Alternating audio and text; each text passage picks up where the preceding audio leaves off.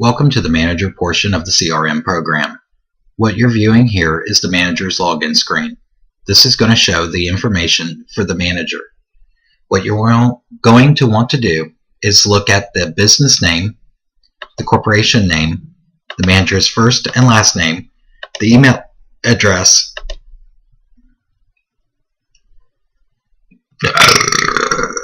I feel better. Okay.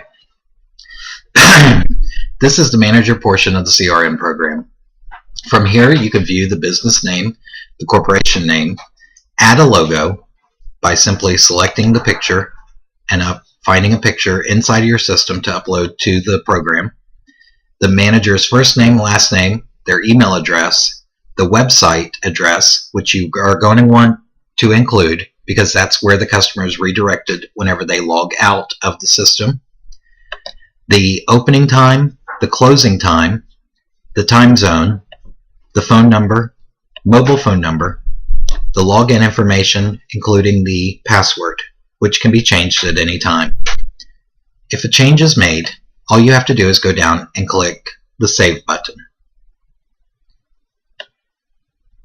Below that, on the left-hand side, you will see the agency information, the staff member assigned to the manager, the customers assigned to the manager, and orders that have been made in the last 30 and 90 days.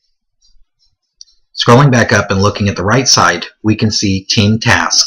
These are tasks that include the manager.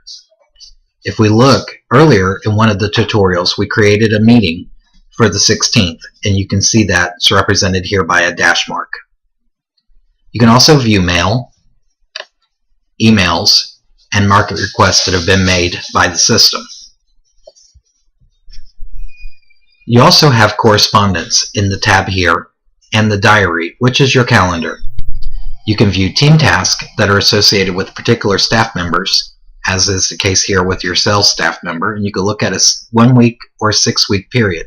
You can view various tasks that they have upcoming, and once you view the little click, you can click on it and it will pop up more information about that task. You can close it out, go back to the 6 week view, and if you just put your hover over it, you'll see a little bit more information about the task that's upcoming.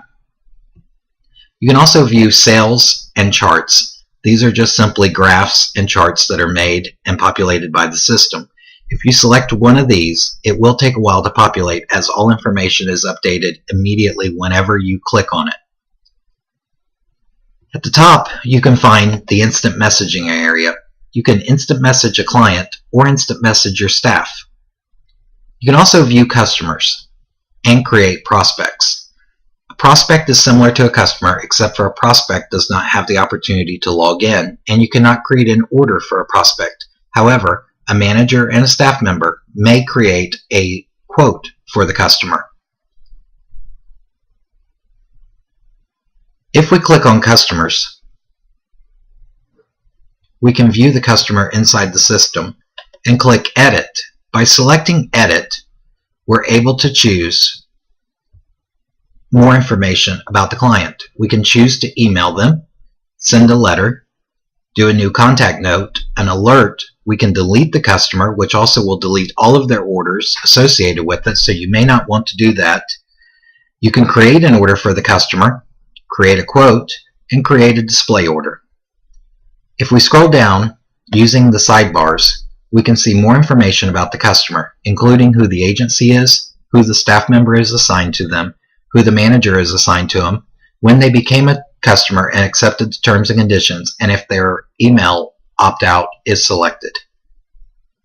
Remember, if their email opt-out is selected, they will not receive pre- or post logs from the system, as the system will say that this customer no longer wants to receive emails from the system. We can also look at orders that have been placed by this particular customer, and we can edit those orders at any time. If we click the Edit button, we can view more detail about this order.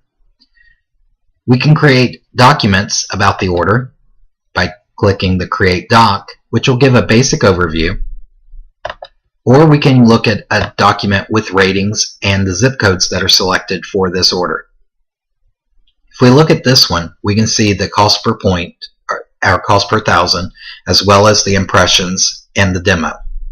This gives a little bit more information for your customer. You may select to save it to your system or to print it. You can also add multiple items to this existing order. However, once the order is scheduled, this option should no longer be available to you. If we go up to the top, we can see the follow-up. This is follow-up information associated with customers.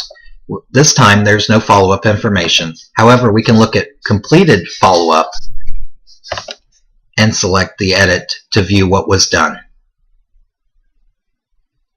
We also have the opportunity to select media to find media within the system. We can filter this media by a variety of different sources and only find the media that we're most interested in. Also, as a manager, you're able to create new media and new media contacts. Whenever you create new media, you always want to start with the new media contact, create the contact first, then include the new media.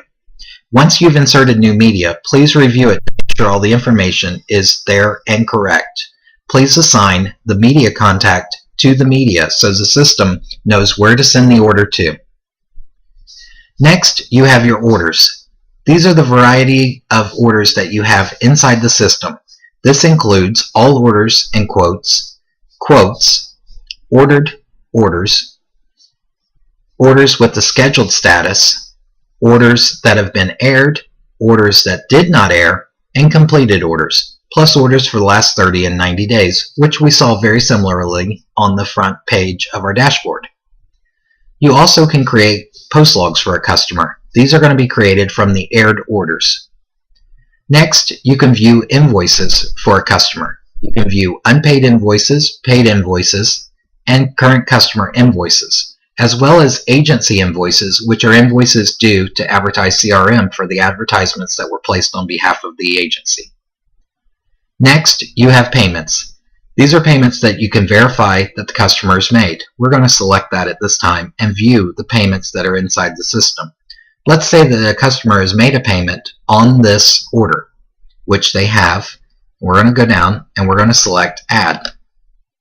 We're going to find the payment that was made for this particular order, which is order number 5, and we're going to select OK. As you see, it's in the payment column, but it's not paid. All we're going to do is we're going to say the invoice has been paid. We're going to change the customer invoice to paid. By doing that, it's going to update and show the payment status as verified and the payment status appear as verified. What it's basically saying is that you've received payment and payment's been verified by the agency to have been received. If we want to create an invoice for the customer's documents, we just simply create or select Create Invoice. Once again, we can save that and print it. So all you did was select Document. Now we have invoices that have been paid and invoices that have been selected and payments that have been paid and verified.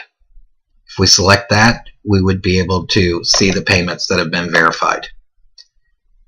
We also can see the staff members and any staff member that's assigned to us, as well as all staff members under the same heading. We can view communications, including creating a mass email. So if you wanted to let all of your customers know of a special that was upcoming, you could select that and then select the information to be sent with the subject line and the message. Once all that was done, you would hit Create and the message would be sent to everybody on the list. Next, you have alerts, which are current alerts and future alerts. And then you have your diary, which is the agency diary, which shows everybody's schedule, and the My Diary, which is only your diary and your schedule. Next, you have reports. These are a variety of reports that a manager may need in order to perform their duties. So you can create your reports at any time, including sales reports. And all you would do is select the items. Let's say we want to select all of these, and then we would